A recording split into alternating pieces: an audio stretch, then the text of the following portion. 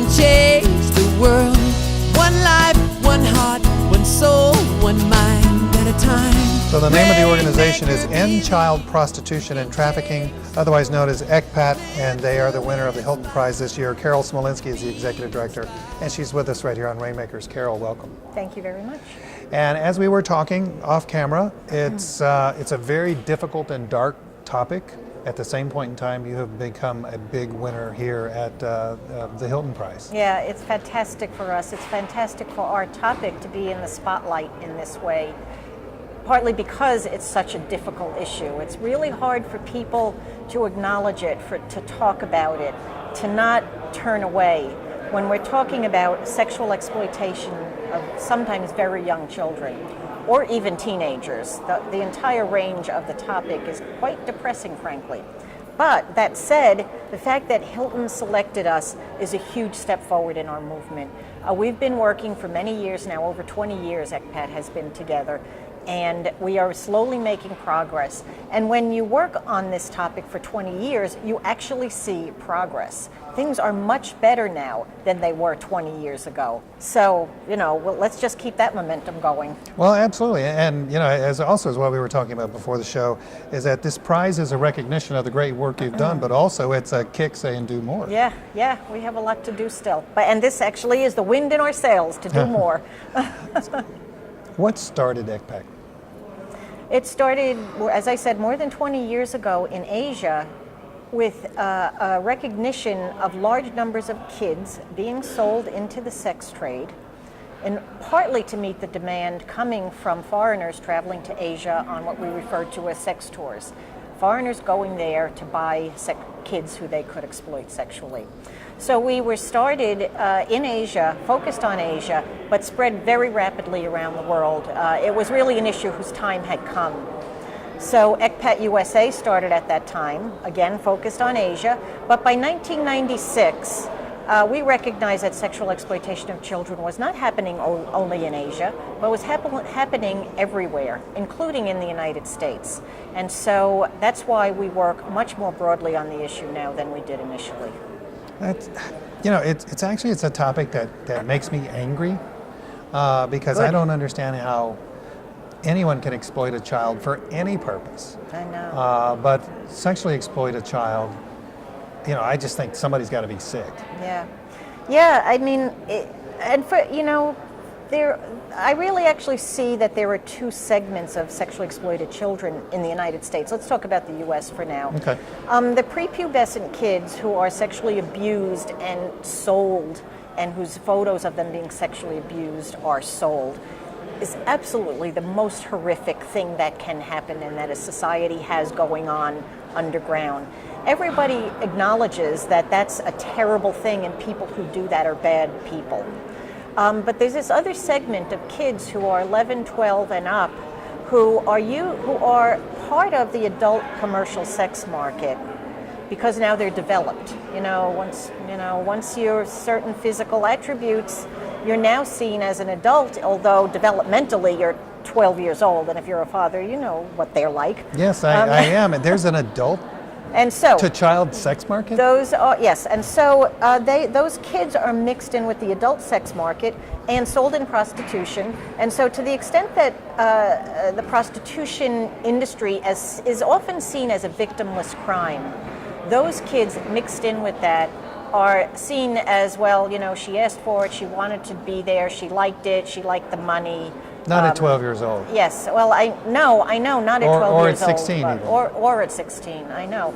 And yet there is an undercurrent in our society that just looks the other way because, prostitution, what are you going to do? You'll never stop it. It's a victimless crime. Yeah. So we have a very big campaign going forward on changing the image of who those kids are.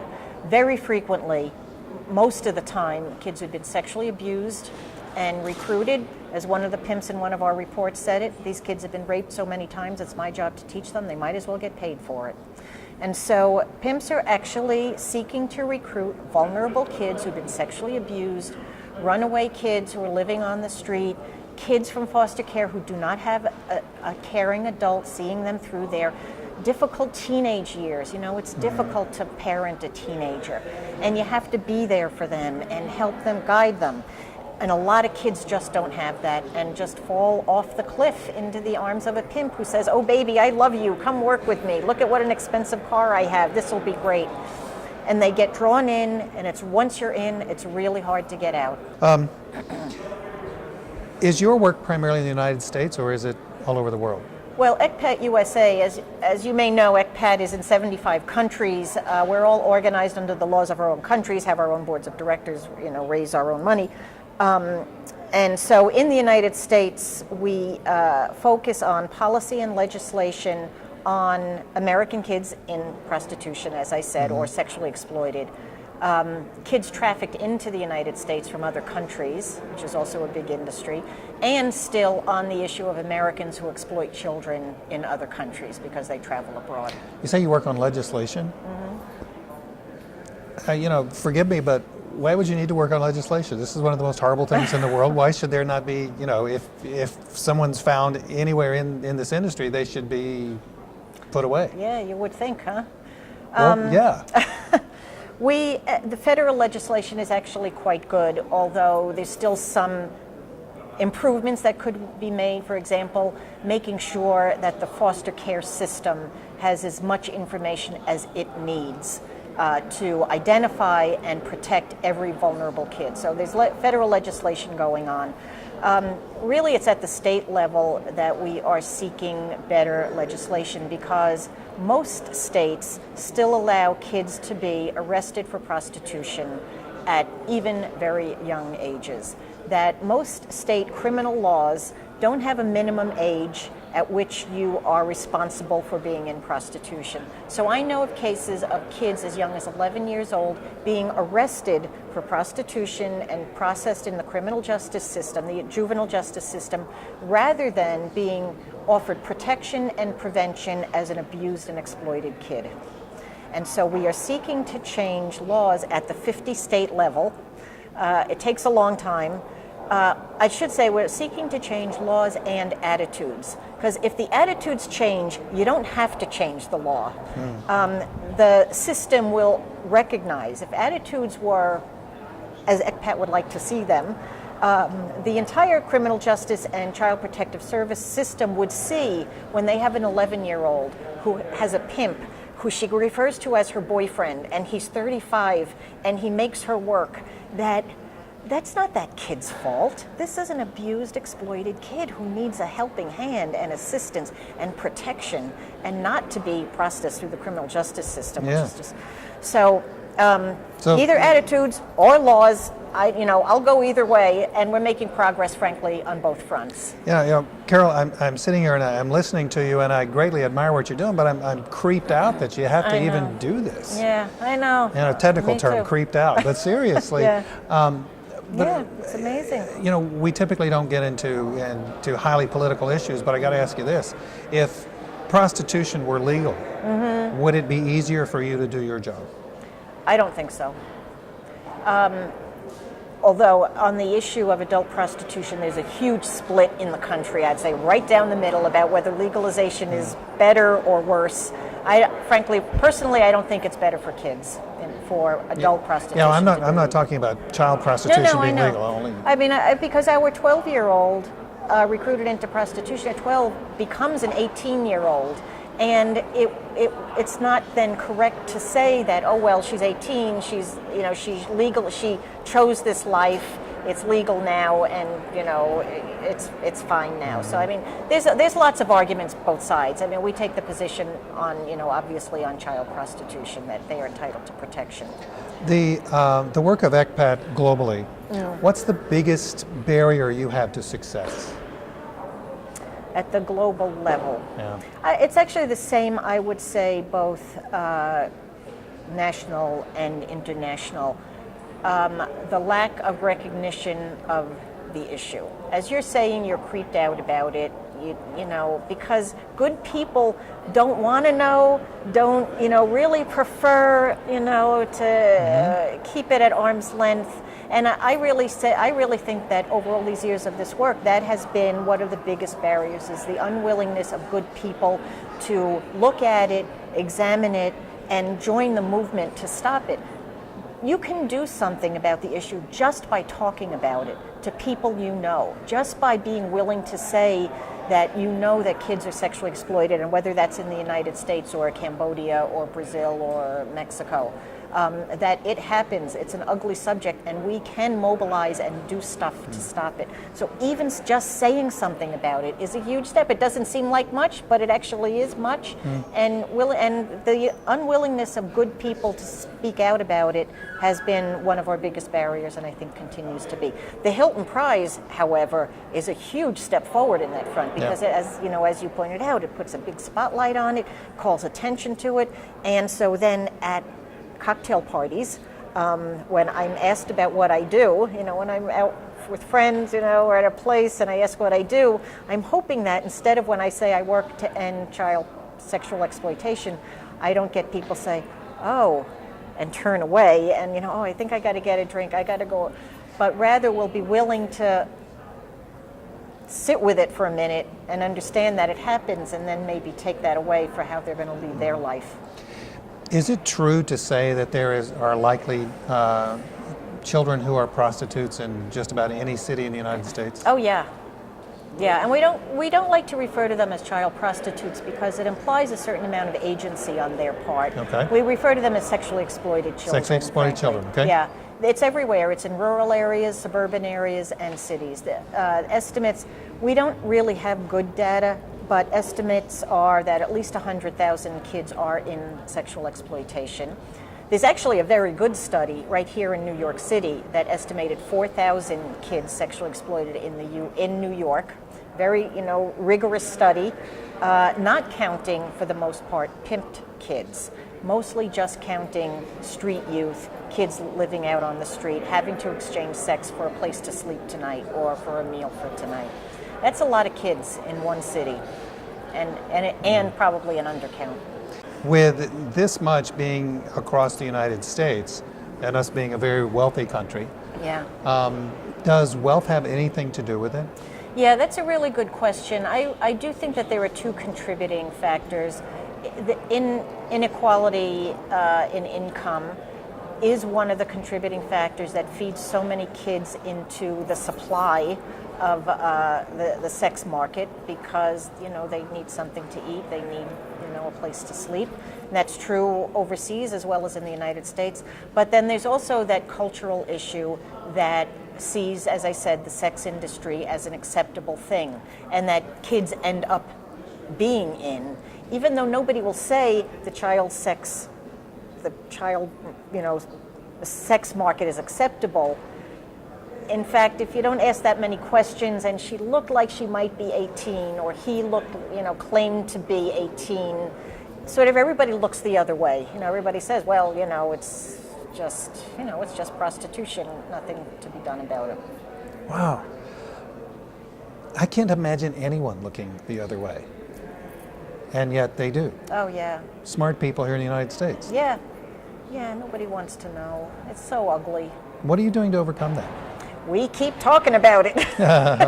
I'm talking to you today about it. I have a feeling that you're not shy. So. I keep talking about it, and we have a video, as I said, and we do a lot of presentations, and I do every interview I can, and I talk to individuals, and I talk to a lot of churches, and we have staff who do the same thing, and we have a lot of partner organizations around the United States. There actually is quite a good movement afoot now. So fewer and fewer people can get away with saying, oh, I never heard of that. Oh, I didn't know that. Oh, that's really terrible. I didn't know. Fewer and fewer people can get away with saying that, I think. Are there telltale signs of a child who is being sexually exploited? Yeah, I guess they would be different for prepubescent and postpubescent. And many first responders or service providers might come across a sexually exploited child. Let me just talk about a little bit of training that we have for emergency room workers.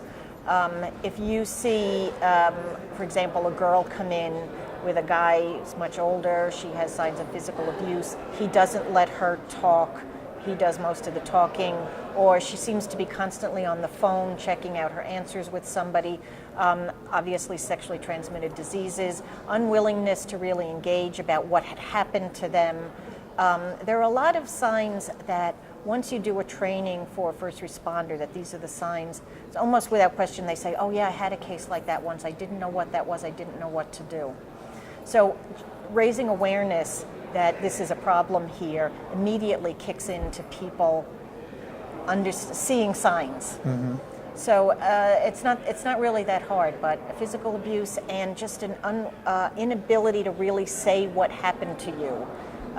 Because whether somebody's guarding your words or monitoring you or just a nervousness about saying are all signs that something is amiss here. Mm-hmm. So if there were a child who's being sexually exploited who were to see this interview, could they contact ECPAT and be protected? Yeah, I would actually put them in touch with either the one of the national hotlines, I should say, or if somebody contacted me in a specific city, because we have a very good network across the United States, I might be able to put them directly in touch with a service provider. Mm-hmm. Do you sleep at night? Yeah, you know why? I'm fighting the good fight. People say to me, how can you do that? It's so depressing. Frankly, one of the things is that we're not a service provider. And if I did have a sexually exploited and abused child in front of me every day, I wouldn't be able to sleep at night. But I go into the office and I'm speaking to the powers that be about what they have to do to help us solve this. And that's very invigorating. That feels great. I get to say, this has to change, here's what's wrong, here's what these kids need. That's the best job in the world, and I get paid to do that. You know, I've got this vision in my head of you talking to a very giant person who shrinks and shrinks and shrinks while you're just clobbering them. And then I give them a good kick. If we come back in 5 years and ask you, how have you done since you won the Hilton Prize for your work, what do you think you'd say? I will say that the United States has roused itself to make the political commitment to make sure that not one of our kids is sexually exploited anymore. We actually helped to pass what's called extraterritoriality legislation a few years ago that makes it possible to prosecute Americans in the United States for having abused a child in another country. We need this partly because there have been too many cases where an American abused a child in another country, came home and bragged about it as a great thing and shared with his friends, and our laws didn't cover that as a crime. So we actually now have laws against it. And we need to put in place education campaigns to let Americans know it's against the law to have sex with kids, even in Thailand, even in Cambodia, even in Mexico, you know, destinations that are well known. Because we think that a lot of even non-pedophiles, just regular guys, think that it's okay, it's a big joke, you know, it's a nice trip to take. People there don't care about their kids as much as we do. Oh, they're so poor. This is a thing I've heard from men directly. They're so poor, I'm actually helping them by giving them, you know, by giving them money for sex with them. So we need to do a big education campaign, which we've been seeking to do with the federal government. We're not there yet. That's something else we will have achieved in 5 years, to inform Americans that it's not acceptable, it's not culturally acceptable, and they're not helping them by traveling abroad to exploit kids. We have the ability to do it. We just haven't made it a big priority. How can that be? How can it be that in one of the richest countries in the world, where we consider ourselves leaders in the world, that we allow our kids to be sexually exploited and abused and look the other way, without adequate services for them, without enough laws that can protect them, without enforcement of those laws as thoroughly as they should be? How can that be in the United States? 5 years from now, that's going to be much more solved. Carol, thank you very much for being with us. And folks, the name of the show is Rainmakers, and you just saw why. Take care. Rainmaker believes we can change the world. One life, one heart, one soul, one mind at a time. Rainmaker believes we can change the world. Live to inspire and to be inspired. To be inspired. A generation's opportunity chance to make a real change, lead us into harmony, a world the chorus will sustain. Time flows freely as a river of souls to man. We're spanning dreams and valleys, we leave our footprints in the sand.